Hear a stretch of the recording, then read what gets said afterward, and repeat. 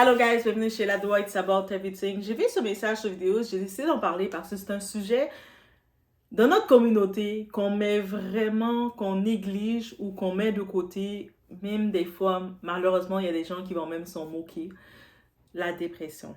Et oui, ça existe. Donc, ça existe réellement et ça n'appartient pas qu'à des autres. J'entendais même certaines personnes dire, ah, la dépression, bah, c'est une histoire de blanc. La dépression n'a pas de couleur, là. Est-ce que vous savez vraiment les symptômes de ça? Et il faut vraiment être sensibilisé sur ça. Il faut être sensibilisé, prenez l'habitude, vous dites que vous avez vos proches, que vous aimez, ça c'est mes proches, ça cette personne-là c'est ma personne. Est-ce que vous prenez le temps des fois d'appeler cette personne-là? De prendre, donc je sais pas, même pas en une semaine, combien de fois vous avez parlé avec vos personnes? Juste de prendre le temps de dire, hey, ça va, qu'est-ce que tu fais? Raconte-moi comment ça se passe tes choses. Juste prendre le temps de dire à vos personnes qu'est-ce que tu règles. C'est quoi que tu fais? C'est quoi que tu règles? Souvent, on le prend pour acquis, on se dit, ah, on est chacun débordé, on fait nos trucs, mais on a le temps de faire beaucoup d'autres choses, sauf de faire ces petits détails-là. Et quand arrive quelque chose, on est tous sur le choc, on va appeler, on va crier à la sorcellerie, on va crier combat spirituel et tout, et tout, et tout. On va parler de ça, on va sensibiliser sur ça. It's about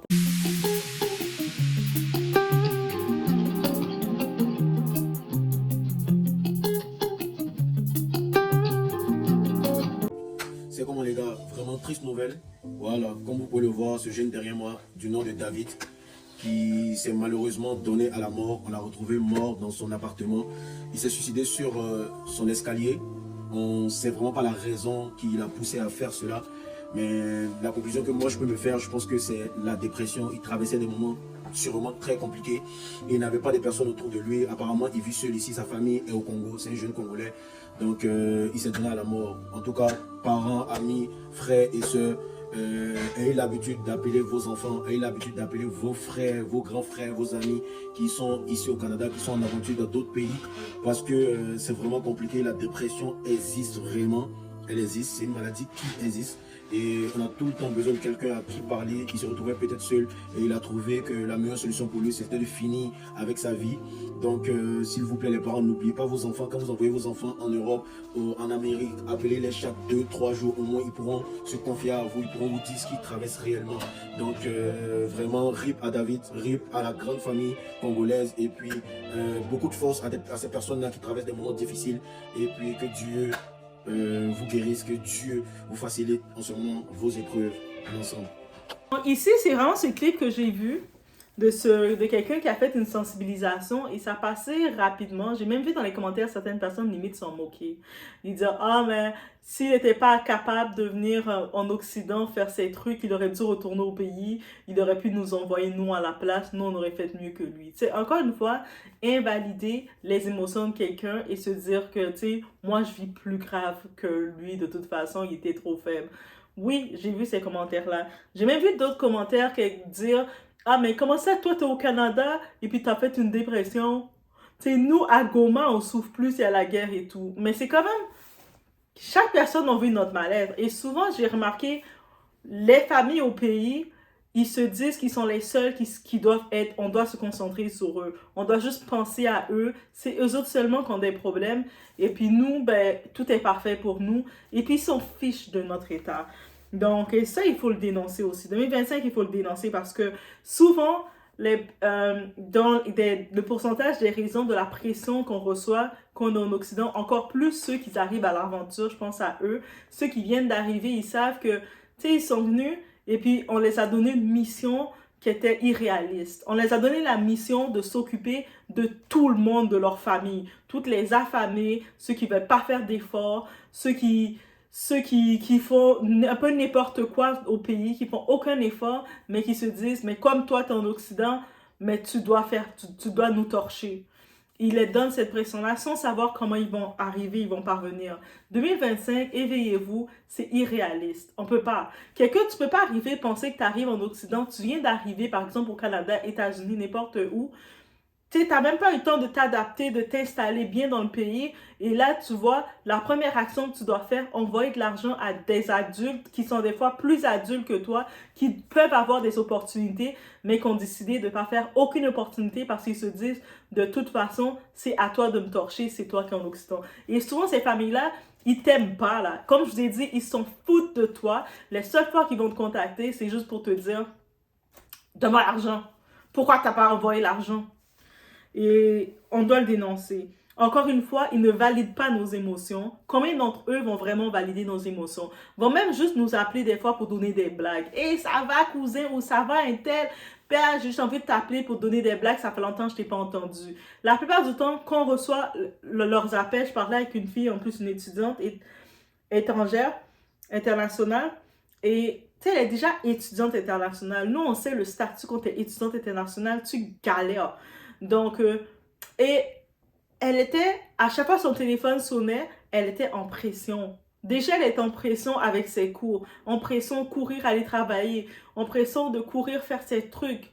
Et elle était en pression parce que eux autres, ils s'en fichaient d'elle, là. Il n'y a pas qu'ils l'appelaient pour dire ça va, lâche pas, repose-toi, prends soin de toi. C'est non, mais un tel a tel problème, il y a telle cousine qui vient d'arriver dans le village qui a tel problème, mais qu'est-ce que tu fais? Tu nous as abandonnés. Mais c'est pas que je vous ai abandonnés, mais c'est compliqué. Je la regardais, je me disais, mais la pression que tu as, et même pendant les examens, même pour étudier, c'était compliqué pour elle parce qu'elle stresse, là, comme elle est dans le stress de penser que de tout. Et l'inconscience du monde au pays, il valide même pas tes émotions. Et puis, il faut savoir la face avec les émotions, justement. Les émotions, c'est temporaire. Mais par contre, quand tu n'es pas en mesure de gérer tes émotions, donc en plus, tes émotions ne peuvent pas être validées, tu vas finir par prendre des décisions permanentes. Et souvent, c'est ça qui arrive. Ça veut dire que toi, tu peux avoir plusieurs petites émotions, mais tu n'as pas pris le temps de nommer tes émotions. Tu n'as pas pris le temps de ressentir tes émotions. Tu n'as pas pris le temps, tu peux même pas prendre le temps de comprendre tes émotions pour pouvoir les gérer. Donc, tu es encore avec plein d'émotions dans toi et toute la pression qui arrive. Dans la pression qui vient, il y a les blocages, c'est-à-dire tout ce que tu essaies de faire ne fonctionne pas comme tu voulais que ça fonctionne. Toi, tu avais des plans initiaux, mais les plans, il y a la route. Des fois, la route te fait aller dans tous les sens. Il y a aussi la solitude. Surtout ceux, quand ils arrivent à l'aventure dans un autre pays, souvent ils arrivent, mais tu sais, ils sont seuls là. Ils sont seuls et puis toute leur autre famille sont au pays. Mais la solitude, et on vit en Occident, la différence, on vit dans des pays qu'on est habitué d'être dans notre... On a grandi, nous, on est habitué d'être chez nous, chacun chez soi. Et chacun, quand on a grandi, on était dans notre chambre, la porte fermée. Tu sais, on a plus grandi dans ce mode de vie, mais quand quelqu'un qui vient d'arriver dans ce mode de vie, il n'y a plus le côté communautariste, là. T'es chez toi, là, ta porte est fermée, tu peux pas, pense pas que tu vas aller voir ton voisin et dire, excuse voisin, aujourd'hui j'ai pas fait à souper, tu me donnes-tu un plat? Bonne chance, mon frère. Donc, ça aussi, ça vient faire un coup. Il y a les dettes parce que, en Occident, autant qu'on regarde, pourquoi, quand on regarde, contrairement à d'autres pays, on va en Occident, les pays, on dit, le pays, il y a plein de systèmes, il y a plein de services qu'ils utilisent, plein de services sociaux, mais c'est les taxes, les dettes qu'on paye. On n'a jamais fini de payer.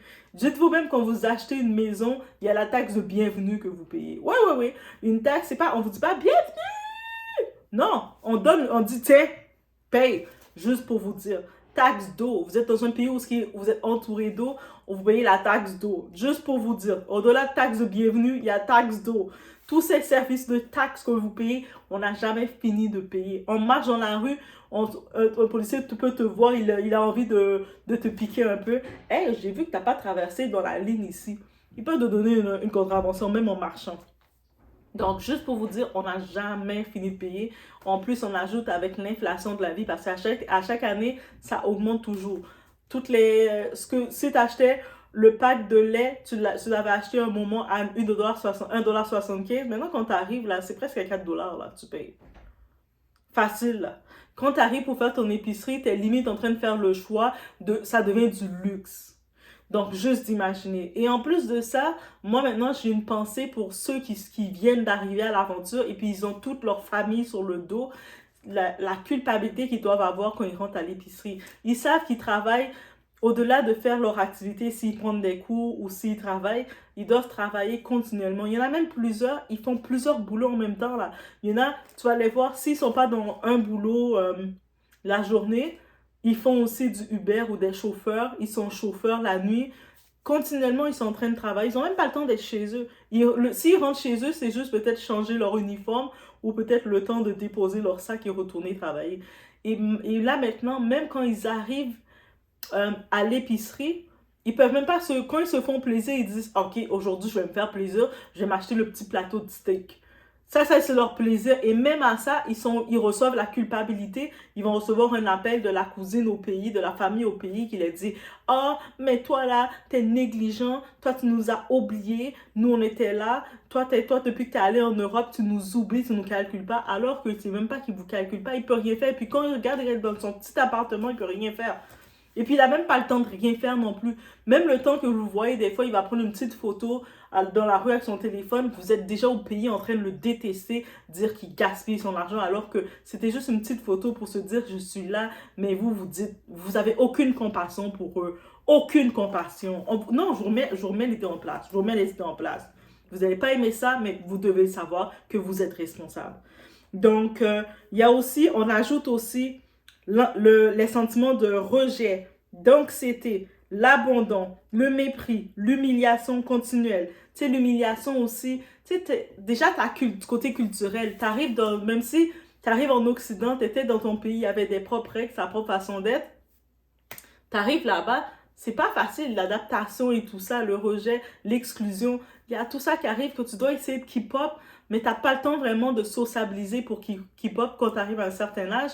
Donc, t'as pas vraiment de réseau social, tu essaies de chercher des gens de ta communauté, tu te fais trahir, chacun vit pour soi, et plein de trucs qui arrivent. Yo, à qui que vous vous confiez? Et même si tu aurais voulu te confier à ta famille en te disant ils vont être là pour toi, eux autres sont foutent de toi. Ils ont beau après dire quand il t'arrive quelque chose, ils vont appeler toutes les sorciers du village pour dire c'est les sorciers qui t'ont fait de choses, mais eux autres sont les sorciers de ta vie. We have to say this.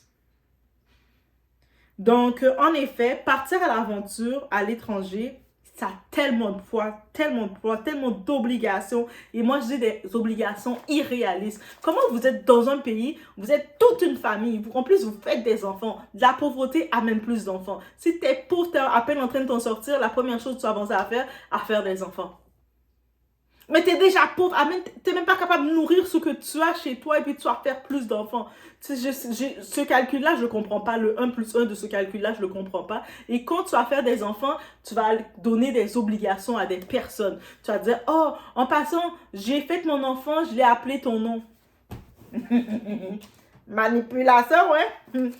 On est en train de te flatter. Toi, t'es comme, ah oui, tu l'as appelé mon nom. Oui, maintenant, t'es responsable. Oublie pas cet enfant, t'es responsable de lui. Là, tu deviens responsable d'enfant d'un tel. Là, tu regardes la liste, t'es rendu avec 10 enfants au pays que t'es responsable. Ça veut dire, quand je dis responsable, tu dois prendre ton argent, les envoyer de l'argent pour que l'enfant puisse aller à l'école, avoir son uniforme, manger de temps en temps. Et puis même des fois, ils vont même faire l'enfant t'appeler, pas pour te dire, je t'envoie des fois, je vais prier pour toi, pour que tu continues, pour que l'enfant va te dire, j'ai vu une tablette. J'ai vu un ordinateur. J'ai vu un téléphone.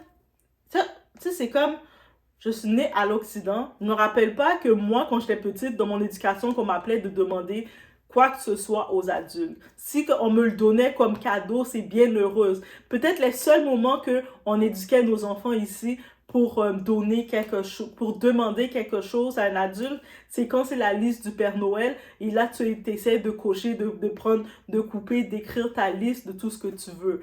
Mais sinon à ta fête, ton parent vient te demander, ma chérie, c'est quoi que tu aimerais avoir pour ta fête? Et là tu le dis. Mais que tu es confortable de prendre le téléphone, ton parent parle avec un autre, un de ta famille, un membre de ta famille, et toi tu es à l'aise. Mais j'ai vu ordinateur, laptop. Who raised you guys? Yo, on doit reprendre les choses en main. Il faut se dire les choses comme c'est. Et là maintenant, quand vous voyez que cette famille que vous avez envoyée est dans tous ces états, posez-vous. Bref, dans tous les cas, qu'est-ce qu'on peut dire de la sensibilisation? Rappeler aux gens qu'il y a des organismes, surtout ceux maintenant qui sont en aventure, qui ont toutes ces situations-là, et qui ont personne à qui parler parce que la plupart du temps, tu sais, à qui tu peux en parler et tu peux en parler. Donc, il y a des lignes d'écoute qui sont 24 heures sur 7 que vous pouvez parler avec eux de façon anonyme, surtout quand vous sentez qu'il y a plein d'idées, plein d'émotions qui vous envahissent et vous ne savez pas quoi faire. Il y a des lignes, il y a aussi le service 811, le service, c'est la ligne d'urgence en état de crise. Appelez. C'est comme, il y a vraiment, c'est les services qu'on met parce qu'on sait que c'est réel.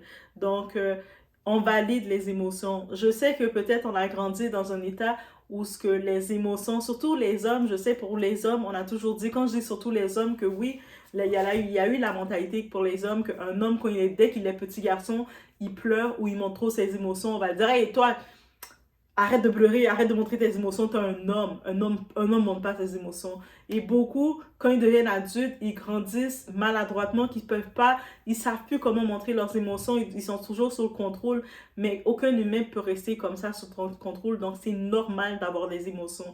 Maintenant, c'est comment tu gères tes émotions et comment ça va réagir face à ça. Donc, oui, on vit des situations, des problèmes, et des fois, on va s'entourer de personnes que même si on pense être entouré, on peut penser avoir une grosse famille, avoir plein d'amis, de cercles d'amis, mais en vrai, quand tu regardes, tu vois que mais t'as personne qui t'écoute, il y a personne qui vient vraiment prendre le temps de te dire, let's see, comme on va regarder ensemble qu'est-ce qu'on peut faire, parce que c'est la réalité. Et surtout quand tu arrives dans un pays que tu te sens isolé de tes proches. Tu dois t'adapter rapidement et tu as la pression de ta famille au pays que eux autres, ils te mettent la pression. Les seules fois qu'ils vont t'appeler, c'est te mettre la pression. Et quand tu fais pas qu'est-ce qu'ils veulent rapidement, ben ils vont t'insulter. Ils vont te laisser savoir que tu es un raté. Ils vont te laisser savoir que tu n'en as pas fait assez. Et puis, peu importe qu'est-ce que tu fais, tu vas jamais faire assez pour eux parce que eux autres, mais ils t'ont donné des attentes irréalistes. On est responsable que de soi-même dans ce monde. Oui, quand on est capable, quand on dit, tu sais, aime-toi toi-même pour pouvoir aimer les autres, c'est tellement vrai. C'est tout à fait vrai. Si tu ne t'aimes pas toi-même, là, si tu n'as pas la possibilité de t'aimer, de te gérer, de t'occuper de toi-même, de te nourrir, t'assurer que tu as les besoins de base qui sont répondus, que tu as eu ton sommeil, que tu t'es nourri, tu sais, que tu t'es occupé de ta détente, d'être en mode, tu t'occupes de ta détente, tu t'occupes de ton bien-être. Tu sais, tu t'occupes aussi de tes projets à toi. Comment tu peux pouvoir réaliser les projets des autres? Ça va jamais être suffisant, ça va jamais être bien fait parce que les autres vont toujours être insatisfaits parce que ce n'est pas à toi de t'occuper des autres. Tu vas voir quelqu'un, un autre adulte qui est supposé s'occuper de lui-même, se décider de faire 10 enfants, plein d'enfants un peu partout, décide de faire ses projets et il compte sur toi pour le financer. C'est pas ton rôle. Ce n'est pas ton rôle. Donc, tu dois t'occuper de toi-même, te gérer toi-même pour pouvoir gérer les autres. Tout ce que tu es responsable, c'est gérer tes émotions. Pour gérer tes émotions, il faut les connaître. Il faut que tu puisses les nommer. Mais si on t'a toujours dit, non, cache tes émotions, mais comment tu peux gérer tes émotions si tu ne sais même pas c'est quoi les émotions que tu as? Et oui, ça va créer du stress. Oui, ça va te créer de l'anxiété. Oui, tu vas avoir plein de sentiments, mais en plus, tu restes tout à garder des accumulations. Des fois, ça pourrait être, parce que tu sais, techniquement, il faut le dire une chose, on arrive sur des situations temporaires, mais le fait que ça n'a pas été géré, ou il y a eu plein d'accumulations, on décide de faire des actions permanentes et on peut faire mieux. Donc, il y a des lignes d'écoute, je vais mettre des petites captures d'écran et j'en profite de faire cette sensibilisation-là parce que c'est sérieux. Mais sur ce, on se retrouve au prochain vidéo.